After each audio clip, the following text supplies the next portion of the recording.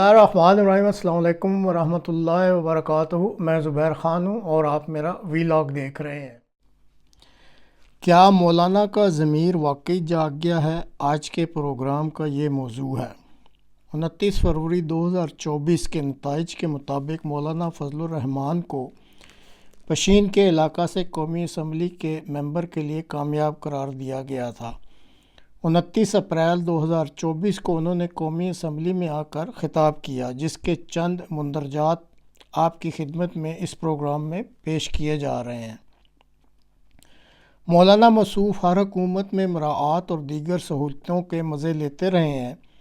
अब 70 साल के हो गए हैं। इनका माजी तो यही बता रहा है कि मुक़्तदर हलकों को दबाव में लाकर वो कोई हुकूमती ओहदा और मराआत हासिल कर लिया करते हैं। कौमी असम्बली के फ़्लोर से उनका इस सेशन में ये पहला ख़िताब है। इस ख़िताब से वो क्या मकासद हासिल करना चाहते हैं, ये तो अल्लाह ही बेहतर जानता है। बहरहाल दो मुमकिन सूरतें सामने नज़र आती लगती हैं कि या तो माजी की तरह वो मुक़्तदर हलकों को दबाव में लाकर अपना कोई ज़ाती फ़ायदा हासिल करना चाहेंगे, या फिर अगर मस्बत रंग में सोचा जाए तो कहा जा सकता है कि शायद इस उम्र में उनका ज़मीर भी जागने की कोशिश कर रहा है। अब अल्लाह ही जाने असल में हकीकत क्या है। तो नाजरीन मुलाहिज़ा फ़रमाएँ मौलाना के ज़रीं ख़िताब का कुछ हिस्सा। इस बार तो बाकायदा असम्बलियाँ बेची गई हैं और असम्बलियाँ खरीदी गई हैं। कौन इन असम्बलियों को और इन ऐवानों को अवाम का नुमाइंदा पार्लियामेंट कहेगा? किस तरह हमारा ज़मीर मुतमईन है यहां पर बैठने में?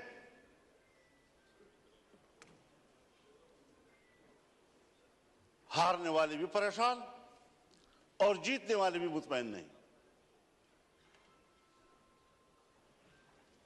इस कैफियत में हुकूमत में बैठी हुई जमातें,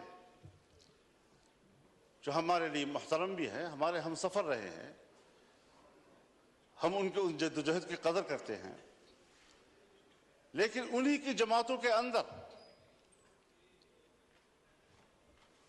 उनके सीनियर लोग मजबूर हैं कि वो अपनी ही मैंडेट को मुस्तरद कर रहे हैं, उस पर एतराजात उठा रहे हैं। सिर्फ अपोजिशन की बात नहीं है, हम देख भी रहे हैं, हम सुन भी रहे हैं। तो जमहूरियत आज कहां खड़ी है?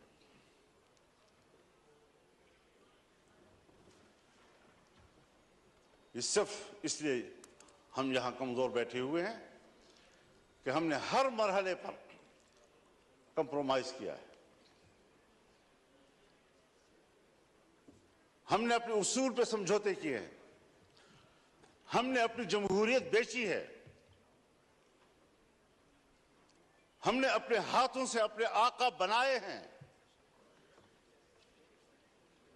और जब हम ही अपने हाथों से अपने लिए आका बनाएंगे, यही होती है आखिरत की निशानी।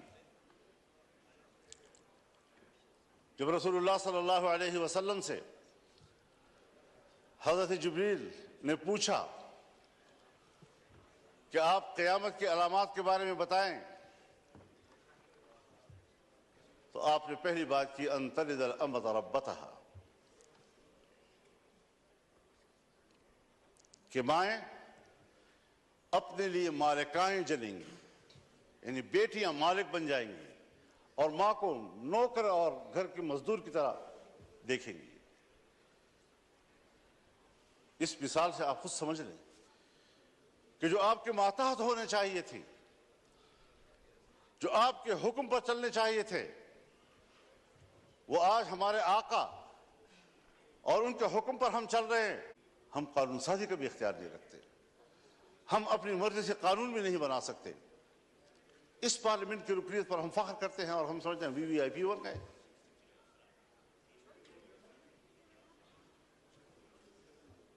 आज जरा मुआवजा तो कीजिए जनाब स्पीकर, हिंदुस्तान और हम एक ही दिन में आजाद हुए।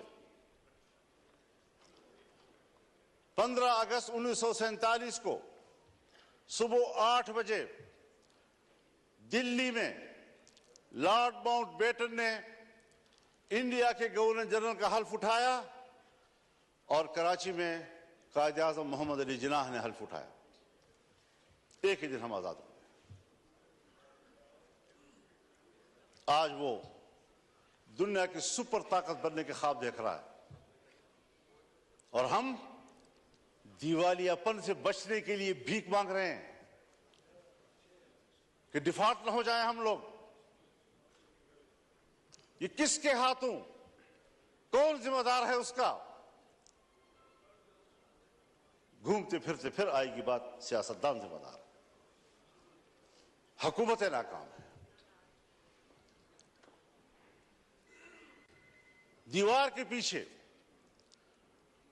जो कुव्वतें हमें कंट्रोल करती हैं, जिनके बागडोर हमारे उनके हाथ में हैं, फैसले तो वो करें और मुंह हमारा काला करें, अवाम हमें गालियां दे, जिम्मेदार हमें ठहराएं।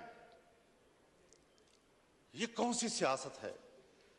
हम कहां इस मुल्क को ले आए हैं कि आज आपका एक एक बच्चा 25 करोड़ आबादी का वो 2 और 3 लाख तक का मकरूज हो चुका है।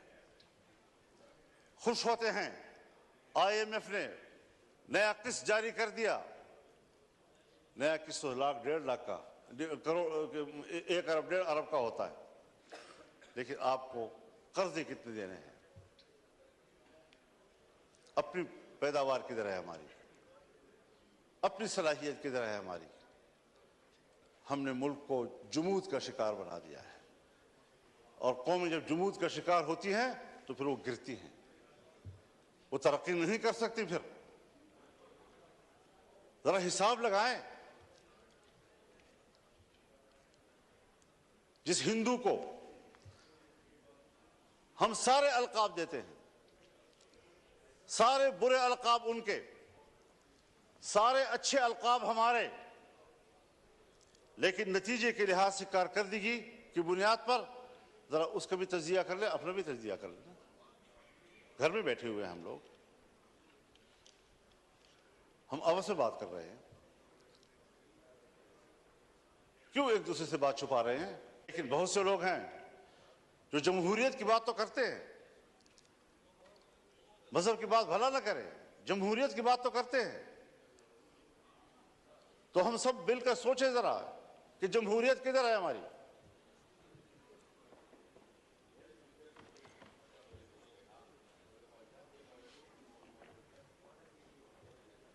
सन 1954-55 से 58 तक नीम मार्शल लॉ, 58 से लेकर 71 तक मुकम्मल मार्शल लॉ, 77 से फिर मार्शल लॉ, 99 से फिर मार्शल लॉ, और हम कंप्रोमाइज करते रहे। यहां इसी ऐवान में हमने कानून साजी करना चाहिए। चीखते रहे हम लोग कि साहब ये जो कुछ आप कर रहे हैं कुरान और सुन्नत के खिलाफ है, किसी ने नहीं सुनी। तो जमहूरियत कहां है आपकी? इलेक्शन आपके ढोंग, असेंबलियों की कोई कदर कीमत नहीं।